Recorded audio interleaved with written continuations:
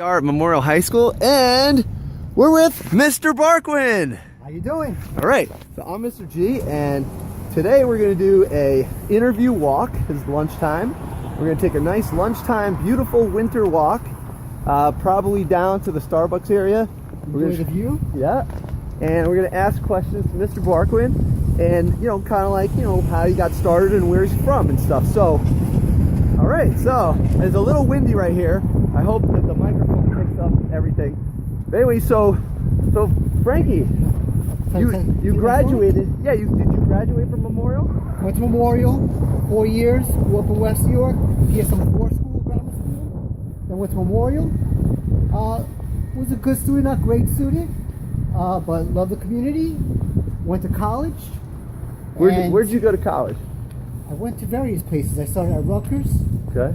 Then I was in a place where I didn't know what I wanted to do, so I went to community college for a couple of years. I did the same. And then, teaching just kind of spoke to me. If it made sense, I could explain things to my, classmates when they were having trouble. And I had a great bio teacher, and that's where it kind of said, biology would be a great place. Plus, no, wait, let me slow you down for a second. Now, did you major in teaching? No. Okay. Great question. Okay. I majored in biology. Okay. And then I decided to call an alternate route. Okay. Which allowed me to save a year, and I did not do student teaching. Okay, so I did alternate route too. I kind of like the alternate route because I feel like people who initially did not think of teaching come in with another angle. They come in with some experience coming from the other side of teaching. To me, it's a pretty good thing. It's anyway, so you did that. Did you have to go to grad school for that? Yes, in alternate route, you do all your kind of teaching courses while you're teaching.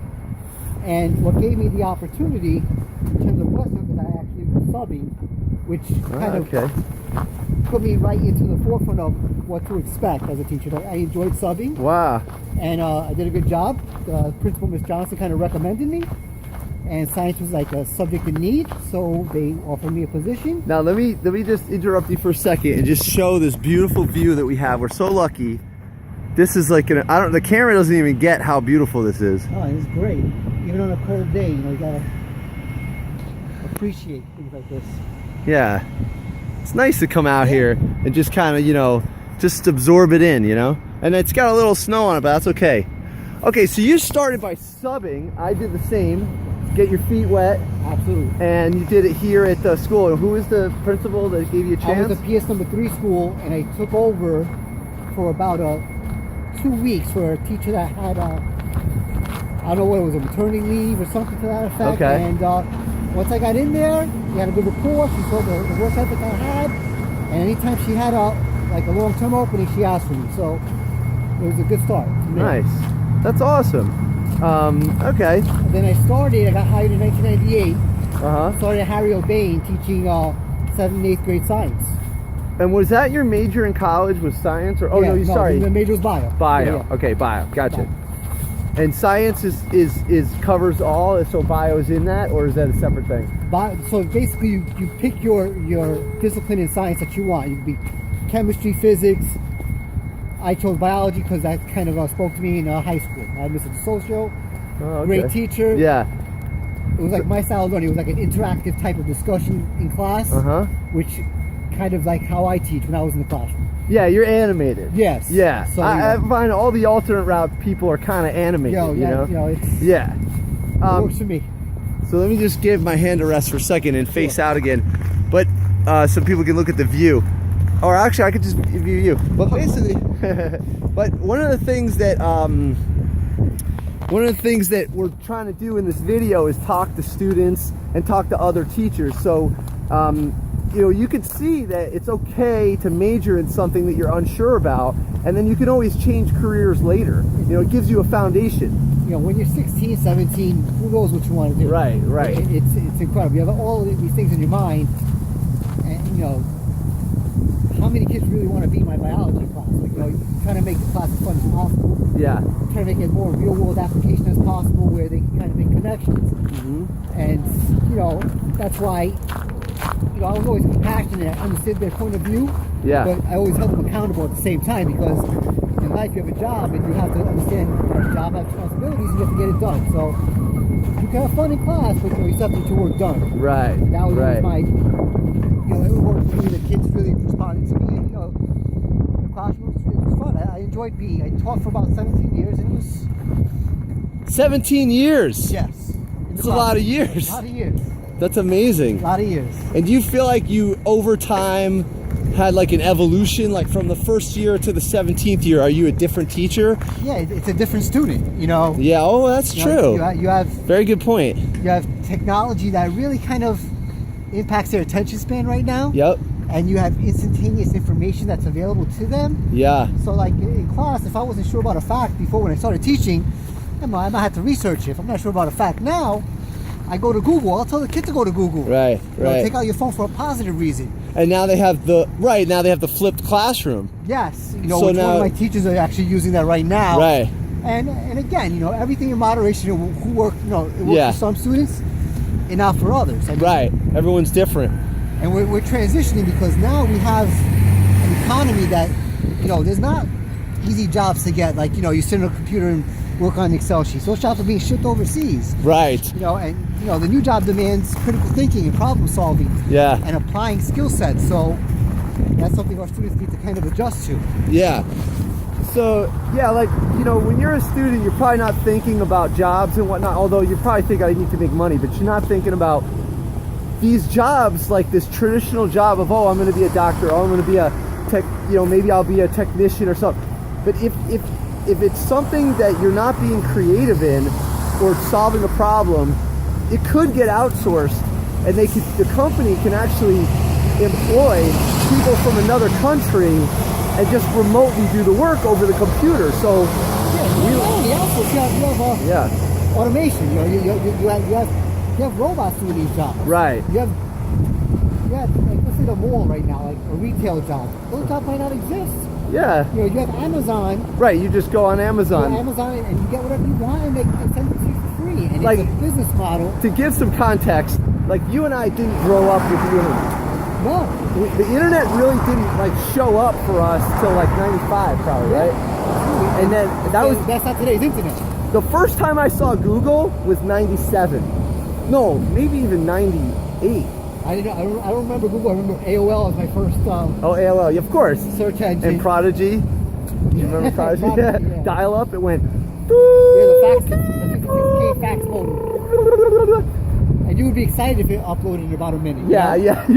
Right now, these kids pull their hairs out if it's not uploaded in 5 seconds. Yeah. They're like, I can't send my text. Okay, well, it's going to satellite and back, so just give it a second.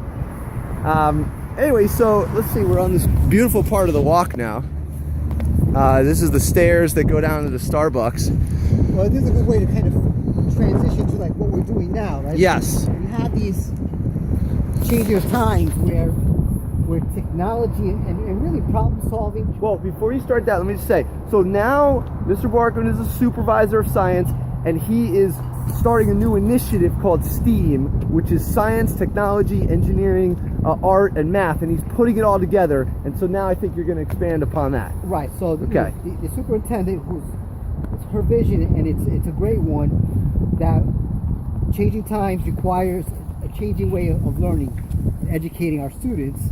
So being proactive, she came to me and said, I want a STEAM Academy, how do we do it? And I said, well, let's try this methodology where we kind of go from concept to production. So not only the theory, what you learn in science and math and all the writing you do in language arts, you put that to practice in applications where they're developing something in your class, which is an intro to engineering class, and you have all these machines in manufacturing, right? And it all revolves around a problem in which you have to solve given certain parameters. So you have problem solving skills, and then within that problem there's math involved. So you have to calculate how many gallons per minute aquaponic system needs, and you have to calculate how much it has to defy gravity to get to a certain area, and all the physics involved in it. So when you give real world application to all these theories that they're learning, it gives you more meaningful learning and better retention. And when you get to college, you have these experiences and you can apply it, and you see the machines that we work with, it gives you an advantage over the kids that have not. Right. So to expand upon that, basically, when you go to, like, what is engineering basically, right? It's really just the measurement and application of solving a problem. And I never right? thought of it that way when I was in school. I thought of engineering, I thought it was there's a lot of math and physics. Right. I never really thought of it as problem solving, which is a shame because that's something that I feel is one of my strengths. Absolutely. So, like, absolutely. If it was shown to me as something as a career of problem solving, Yeah. that's something I probably would have went into. Oh, sure. Like, I didn't honestly know what it was until much later. I went to school for product design, and they called it design. But really, what you're doing is you're engineering by you're coming up with a solution in a prototype. You actually have to make it work, and then that has to be quantified. Say, okay, it works this much, but I needed to do 1x or 2 or 10x of that, and then what is that going to take? So you're basically measuring your problem solving, and so you have to be able to build these things, but you also have to be able to measure them. So that's why we're trying to get math and science and physics all together with the application classes that used to be called mechanics. Absolutely. Yeah. And throughout that whole process of design, there's an iterative process where you're constantly making slight modifications. Right. Where you see that, that's not going to work. And a concept where failure is actually a good thing. Right. Where you learn from the failure, and you won't be able to get to if you want to get to a certain speed or a certain weight threshold, you have to fail first to know where that threshold is. Did you guys hear that? He's saying failure is part of the process. So, everyone thinks that failure is a bad thing. Right. And, it's really a positive thing. So when I go to, right now, this is stretching through, the elementary. There's a lot of traffic. Yeah. So, when I have first graders building bridges, Yeah. I'll knock it down. Yeah. They'll be upset at me at first, right? Yeah. But, they understand, and I have them knock it down. Right. So, well, it didn't meet this criteria. We're going to have to start all over. And how much did the bridge hold? And what did it specifically fail at? And then you know what's good. Now, failure on a report card really should be called a Q, which is quitting. That's not good. But failure in engineering is called an iteration. Like you said, it's just a step in the process. Okay, we can now walk. So we're almost at the Starbucks. We could go past it and we could go see the water. Yeah, sounds good. Yeah, that would be awesome. So this is pretty interesting. So how many years has this been going on? This is your second year? This is my third year as a supervisor. Okay. And for the elementary school, this is the second year doing the project. So okay. And it's a challenge because you have teachers that are not really trained and know the concept of engineering. Right. And they're very traditional, which has its place. Yes. Right? But we have to get the kids the possibility of multiple solutions, right? So when a teacher has a question, sometimes it's one answer, but sometimes there's multiple answers. Mm-hmm. Multiple ways to say that answer. So your traditional, here's your vocabulary, right, and copy down those terms and defining those terms as a test has its place. Yeah. But that's not learning science. Right. That's not learning problem-solving skills. It's not learning multiple solutions. So to integrate it all into the math, science, language, arts is critical. Awesome. Well, that's the goal. Now, and I didn't have any of this growing up, so I'm actually very jealous. I think this is awesome. I'm excited to be a part of it. I'm really happy he's a supervisor. He's doing some great stuff in there. He's brought in like a whole new fire and a new structure to what used to be called industrial arts. Then they called it technology education, and now we're connected with what we really should be connected with, which is all the other classes, so they can apply what they learned. And it's like this whole come together. It's a great thing. And when you come up and you have an actual physical product that you designed, right? The kids will work hard. We have kids coming after school and working on projects on their own time. When you told the kid, "Hey, we're gonna put your name on it, that name's gonna stay there for multiple classes to see it," it was like, "Yeah, I'm all in for that." Cool. So it's exciting, but it's challenging also. It's changing a culture, and with that, you just have patience and time. And we're doing a lot of documentation. So if someone wanted to see some of this, what my students do is they keep a journal, which is kind of like a blog, and I can publish those. They publish them themselves, but I can publish like a list of all the links if someone wanted to see that. And then also, we have showcases. We'll probably have a showcase at the end of the year again. Absolutely. Okay, so every year there's a showcase. Last year we had a hovercraft and people had a lot of fun. That's the other thing about it, is that engineering seems like, from the outside point of view, like, oh, problem solving, that sounds hard. But it's a lot of fun. We had this thing that hovered. We have a dollhouse that has lights that are turned on and off remotely by a phone, by an app. Turn on. Just imagine if you go to your house in the future, you're not going to have a dumb house. You're going to have a smart house. Just like you have a smartphone, just like your car is a smart car. Like, you get in, it has Bluetooth, and you can, now with the Tesla, you could actually like get it to drive over to you in the parking lot, and then it, you know. So all these smart applications, they're going to apply to buildings, houses, sidewalks, everything.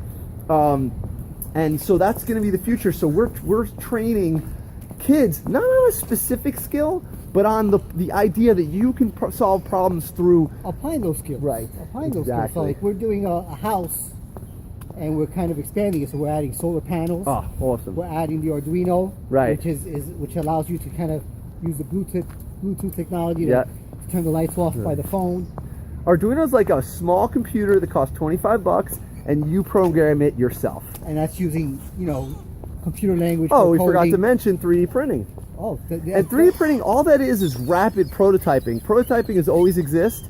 The difference is that now you can do it very fast through additive technology. And listen, it's not the 3D printing that's hard. It's actually learning the programs. Yes. The Fusion 360, the SolidWorks. Yeah. To build those things, then you just put that microchip in, and then the 3D printer does its job, you know? Yeah.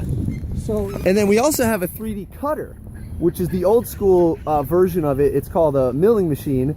And then anything you want round, that's for square stuff, and anything that you want round, well, squares, anything that holds something. And then stuff that's round, it has to spin inside that part, is a lathe. But anyway, that's too technical for this video. Yeah. But the point is that you have all these. Oh, do you want? Just for a bit. I want to give them the view. Okay. Yeah, let's finish up, and I'll show them the view, and then. Well, then we'll finish on that. Yeah. It's just putting all these technologies together and applying those skills to one project, in addition to the math and the ability to present it. You know, because. Oh, sure. Yeah, presenting skills are important. I worked with Steven's students, PhD students, brilliant, but when you ask them to explain it in simple terms, they just couldn't. Right, and that's an important thing, to be able to knock stuff down to simple. You know, here's how it works. Here's the fundamental theories behind it, and that's it. Because that's where the funding comes from. People, like, you have to explain it to them. You have to be able to sell it. You have to be able to show it. So these are the skills we're going for, and basically the most important one is to have the kids to be self-sufficient going forward. And Absolutely. So one example of that is a student who graduated. There's a lot of examples, but one example recently is Kelly Coca. She graduated, she's self-sufficient, and when she got to college, she was immediately walked on to a team where they are welding and building a race car from scratch. And she was able to bring in skills, and she's self-sufficient, although they helped her a little bit, but then she is a fully functional, hands-on engineer that's capable. So that's basically, she had an advantage. She was thriving in that program. Yeah, for 3 years. Yeah, based on the stuff that you taught her in your class. Right. So and that's invaluable. You can't put a price on that. So. Well, that's basically it. I don't know. Anything else you want to add? No. Okay. If they want to find out more information, I guess. Maybe do we have like a central website? Okay, we're gonna get there. We'll get there. All right. All right. So let's end on this beautiful West New York walkway. Just an awesome view. Great way to spend lunch. Okay. Thanks a lot. Thank you. Okay. Awesome. Okay. See you guys soon. Bye.